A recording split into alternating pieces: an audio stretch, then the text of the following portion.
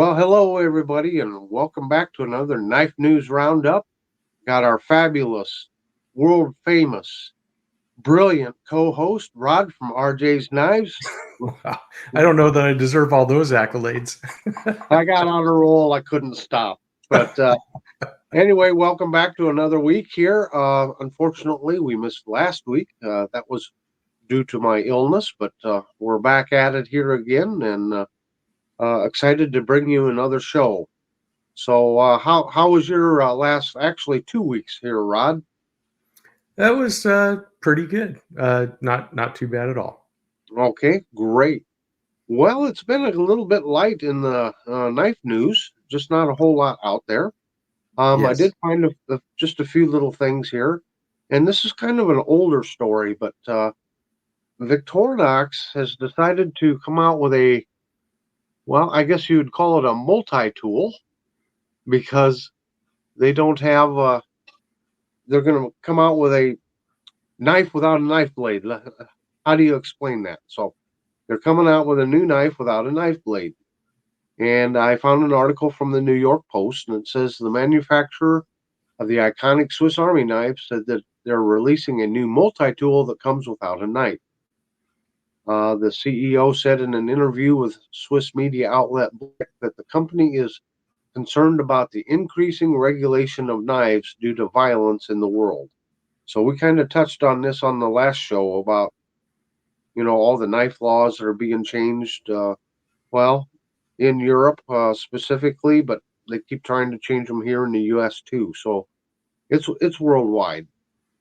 So Yeah. he goes on to say we're actually working on pocket tools without blades. For example, I have a cool tool for cyclists in mind. We already have a tool specifically for golfers in our range. Cyclists probably need special tools, but not necessarily a blade. The blade creates a weapon image in some markets.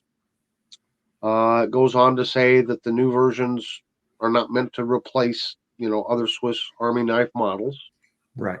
But I found this to be interesting. It says still, Victorinox, which also makes watches, knife cutlery, and travel gear, makes roughly 45,000 blade-bearing Swiss Army knives each day. 45,000 a day, which are Yeah. then shipped to more than 100 countries around the world. Right. It was the terrorist attack on September 11th, 2001, that made Victorinox realize we must not become dependent on a single business area. It said that restrictions on knives rose in the wake of the attacks on the World Trade Center, and it said the company's pocket knife sales plunged by more than 30% in its aftermath. So Right. I did not realize that it had taken such a hit like that. Well, the reason why some stuff has come out about that is that it used to be that inside of most airport areas where they have the little shops and stuff like that.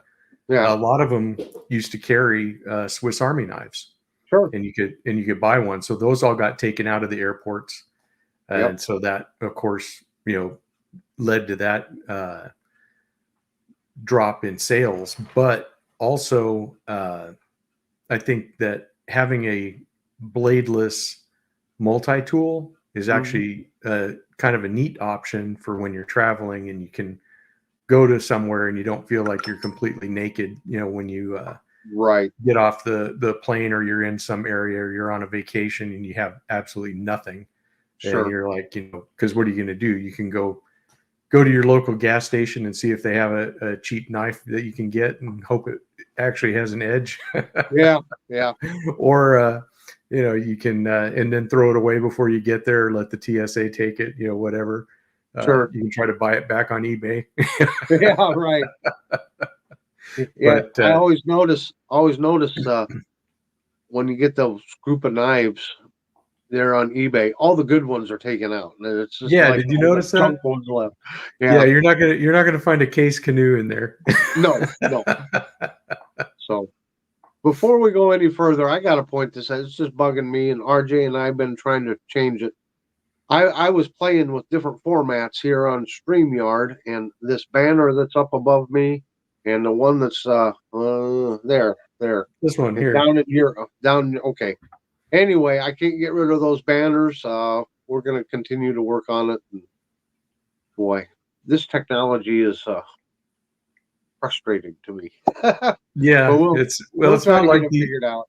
yeah, a lot of these things don't come with a manual and you make a change and then you can't figure out where you made the change to change it back. That's It's right. That's right. definitely a So hard deal to do. this is pre-recorded, so we are not live with StreamYard. That's right. In other news, just a couple other little things. We got the Buck of the Month knife out for September 2024. It is a 663 Alpha Guide, limited to 500 units. I did check. I put one in my inbox or in my shopping cart and then removed it from my shopping cart because the price is $274.99. Wow. At that price, you should have bought one for each of us, Tom. But they are available as of the time of this recording. But the fixed blade hunting knife features a tungsten, Cerakoted, full tang, high panel, flat grind, Magna cut stainless steel knife. And that's why there's the money right there in that Magna cut. The handle is lightweight and stylish twill carbon fiber. And again, the price is right at $275. Yeah.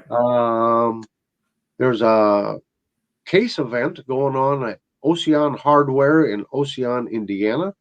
That's upcoming Saturday, October 5th, 2024.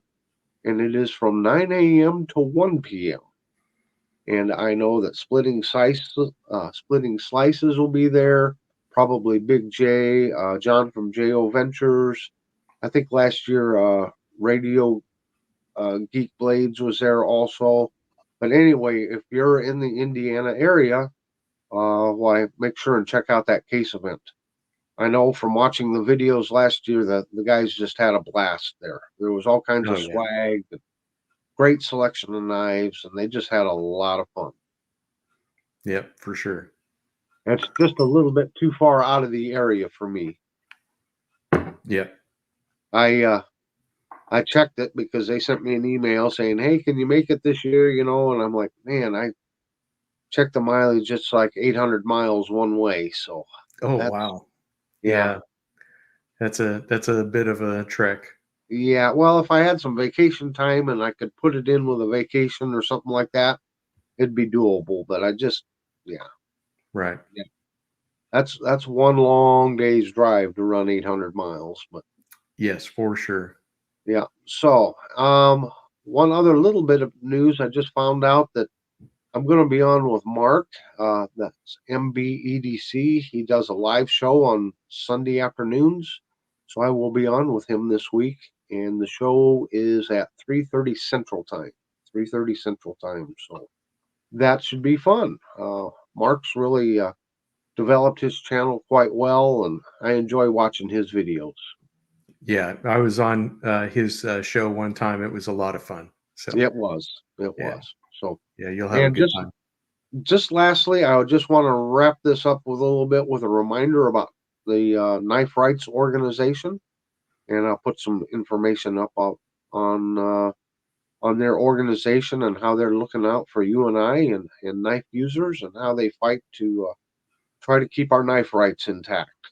So remember, knife rights. If you got a few bucks, I know times are tough. It's hard to do, but if you got a couple extra bucks, send them a couple bucks, and because they're fighting on your behalf. And lawsuits and things like that, websites that cost money to operate. So that's for sure. Okay, so we kind of started something new the last show on the question of the week. And I believe our last show, the question was, what is your favorite pattern, knife pattern? So RJ, do you have some feedback on that? I do. We actually had only 4 responses to that. Okay. So guys, just listen to these questions and please chime in because it's a lot of fun for us as hosts. But I had a couple of different knives were mentioned. This one by name. This is a Case Stockman. This is the 47 pattern. And I was actually quite happy with this respondent because he said that he got this particular knife after watching my video on it. I'll get the blades out here. And so this is the 47 pattern. This is a medium Stockman. It's about 4 inches closed, and it's one of my favorites. And one of the reasons I like it is because it has, you may not be able to see it on here, but you have 3 back springs so that you don't have any blades that are crinked over. They're all straight as they ride on their own springs. So there's plenty of room, and just a fantastic knife. This one is in carbon steel, and it is available at Shepherd Hills Cutlery. It is a Shepherd Hills Cutlery exclusive, the yellow Delrin with the carbon blades. And the last time I checked, these are going for right around $67. So that was that one. The other single knife that we got a vote on was a Scout knife, and this is a Kissing Crane knife that I got off of Temu, and I'll open up the blades on it so that it can be fully represented. And there we go. So you have your can opener, the spear blade, a awl or punch, and the cap lifter screwdriver. I put a little pocket dangler on the clevis there, and that makes it really easy to carry. I really like this knife. I know Temu gets a lot of people talking about them selling counterfeit knives and all this other kind of stuff. I don't know if this is actually Kissing Crane from the Chinese factory or if they just stamped it on the name, but it does have a nice blue bone cover, and I really thought it was a pretty good deal. As you can tell, it has lots of snap. So the clear winner that we had 2 votes for it, and so I just grabbed this one because it was close, and that is a Barlow. And this is my case Barlow in the purple barn board. I know the lighting isn't great here in the early morning, but what a great knife it is. Let me go ahead and open it up. And so it has half stops, and you get that nice clip blade and a really super usable pen blade. It's almost more than a pen blade. It's almost just like a secondary spear point, because it is quite a good sized blade that you get there. But the bolster, of course, going about 1/3 of the handle, just a fantastic knife. In fact, I've been carrying a Barlow the last couple of weeks. Review upcoming. So, all right. Yeah, it's just fantastic knife, the Barlow. But this was the clear winner because we had 2 votes for it and 1 vote for each of the other ones. Okay. So the question for this next week, and please participate. This will be a easy question for you. Is what is your favorite blade design? Do you like clip points? Do you like spear points? Do you like Warncliffes, sheep's foot, spade blades? What's your favorite blade design? That's easy for me to answer. I'd just say yes. And most collectors would. They would say yes because certain patterns are known to have certain blades. But I just figured that would be a good question. We'll find out what kind of blade shape everybody likes. All right, great. Well, fantastic. Thanks for that update there, RJ. You're welcome. Okay.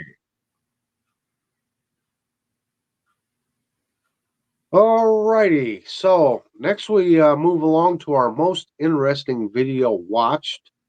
And this would probably shock everybody, but my favorite video I watched this week was at Baxter's Blades, and Andrew was showing his buck 124 Frontiersman.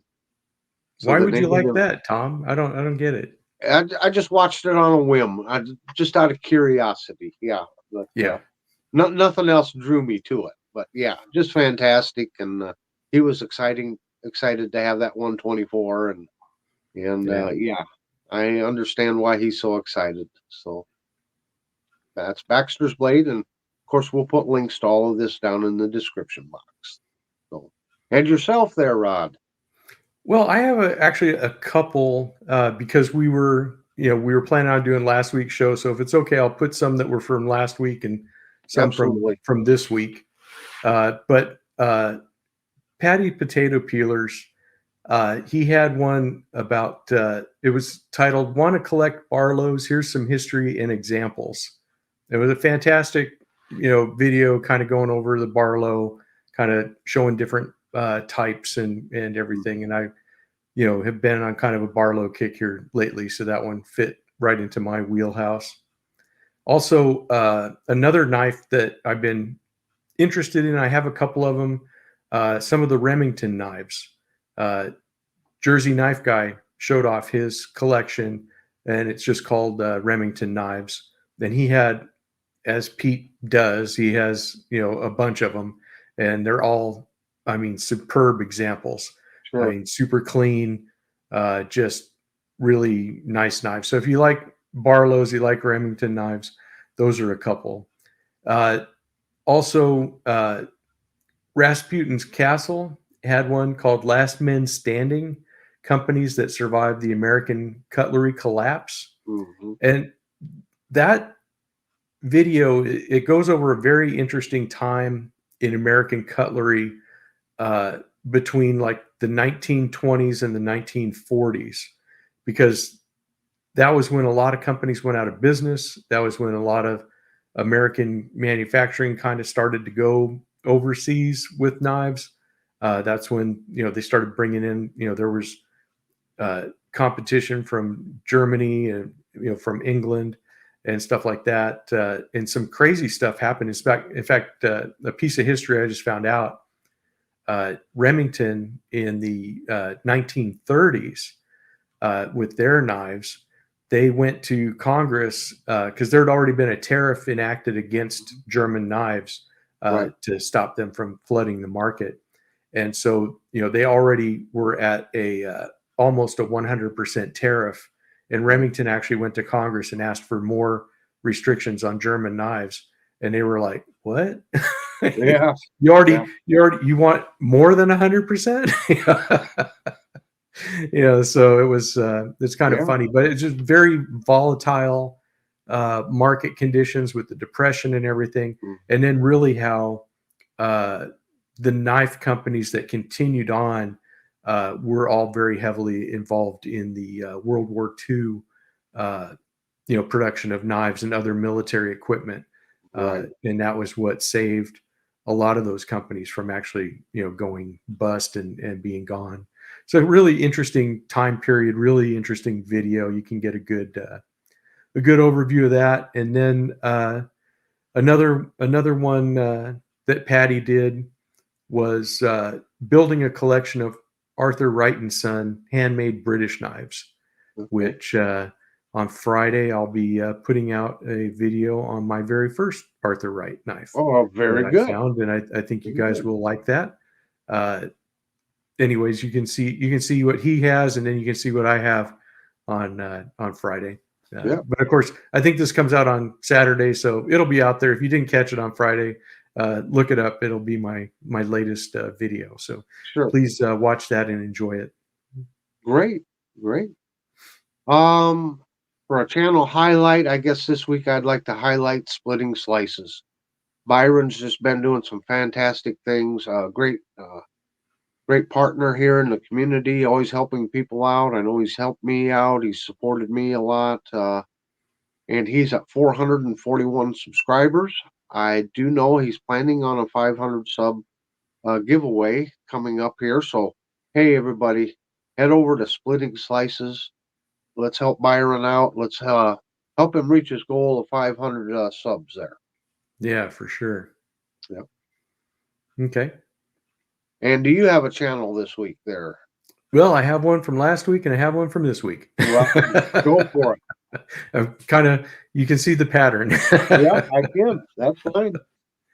Well, from last week, I was going to highlight Motown EDC, which is a newer channel. Bryson, I think he's got about 360 subscribers last time I checked. Definitely a citizen of Teenertown. So if you like seeing the different patinas and stuff like that, he does forced patinas and everything. So if you like that kind of stuff on your traditional knives, go ahead and check him out. But newer, younger channel that is out there, and he's doing great. Good. The other one is Old Farts Knives. He won my giveaway Oh, contest. He's good. at Yeah. only 166 subscribers. So let's see if we can give him a boost. Yep. Great channel. He's got all kinds of good content on there. So guys, give him a check out and subscribe and all that good stuff. He'll appreciate Okay. it. Good. While you have the floor here, do you have any other channel updates, things that you're Uh, working on? really, there's really kind of a fun opportunity came up for me. We got a new mom and pop knife shop just opened up in town.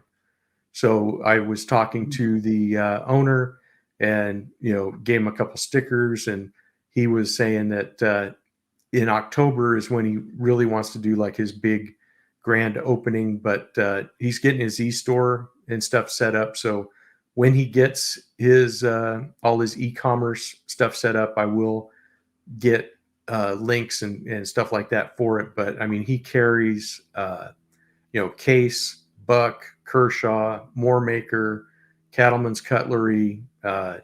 He has some custom knives from Anza Knives, ANZA. If you can check him out on YouTube, and he makes custom knives, and he makes his own sharpener too. So you guys might want to check that out for a different sharpening method. And So if we ever want to know where RJ is on a Saturday morning, we probably know where to go now. it's possible. Well, I expect some on location reporting from this. Yes, that's what he says. He wanted to wait until Sure. October when he has his store fully set up and everything. Yep. He did say that we could make a video to help promote his store and all this other stuff. So, like I said, Fantastic. once all that happens, it'll be pretty cool. So look Yep. forward to that on the horizon. And then I'm going to start a new segment on my channel. I actually have contacted a custom knife maker, and he has agreed to sit down for an interview in this kind of a format. And Good. so I'll be having an interview with that. So look for RJ's Custom Corner. That will be Great. that'll be coming out. So you guys can see some fantastic. Or at least if he doesn't show any, we'll roll in some pictures. But this guy Sure. makes traditional slip joints here in the U.S. His knives are absolutely beautiful, and Great. yeah, so definitely something to check out. Sure. Well, thanks for that. Um, Coming up on Knife Delights, I'm not quite sure where I'm going here in the upcoming day. I've got so many videos I would need to be making.